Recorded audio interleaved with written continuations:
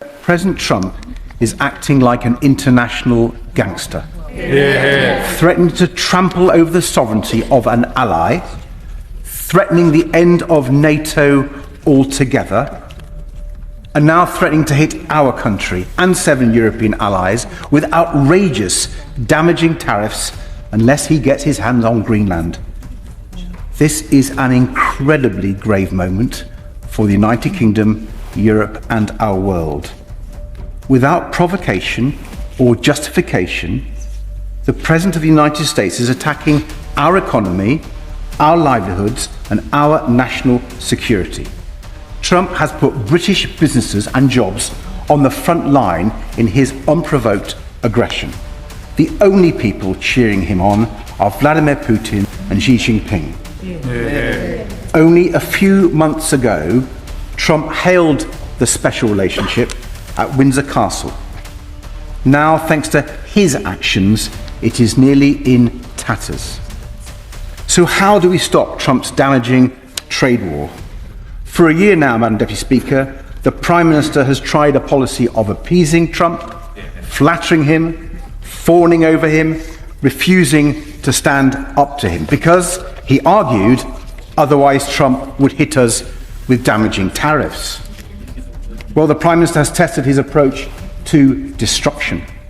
It has failed. It is time for the government to change course.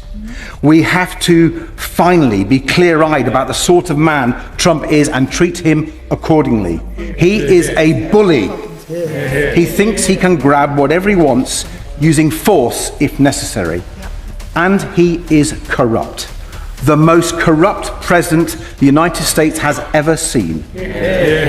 So there are only 2 ways of getting him to back down: bribing him with a new jet perhaps, or a few billion in his crypto account, or standing up to him like we would with any other bully, standing together with our European allies to make him back down.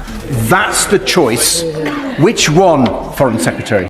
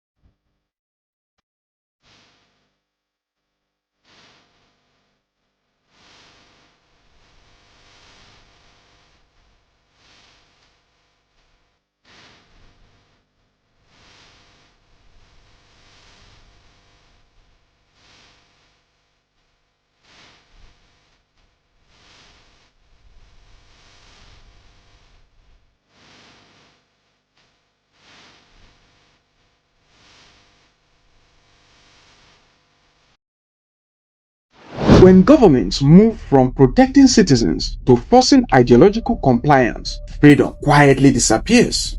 Across Europe, equality laws are increasingly being used to override religious liberty, parental authority, and even biological definitions. From a biblical perspective, humanity was created male and female, not as social inventions, but as biological and spiritual realities. Christian belief does not teach hatred, it teaches love, but love does not require lying. No teacher should be forced to renounce faith as a condition for employment. Ireland is not alone. Similar legal trends are emerging across the United Kingdom, Germany, and parts of Scandinavia. What begins as school policy often becomes national law. When disagreement is criminalized, democracy weakens. You don't have to agree with Enoch Bouquet, but if a teacher can be jailed for refusing a word today, what words will you be forced to say tomorrow? We invite respectful discussion. Do you believe compelled speech is ever justified? Has Europe gone too far? Drop your thoughts in the comment section below, and do not forget to like, share, and subscribe. Also, turn on the bell notification so you'll be the first to be notified when we bring you updates concerning this developing story. Frank Adams for Eagles FM.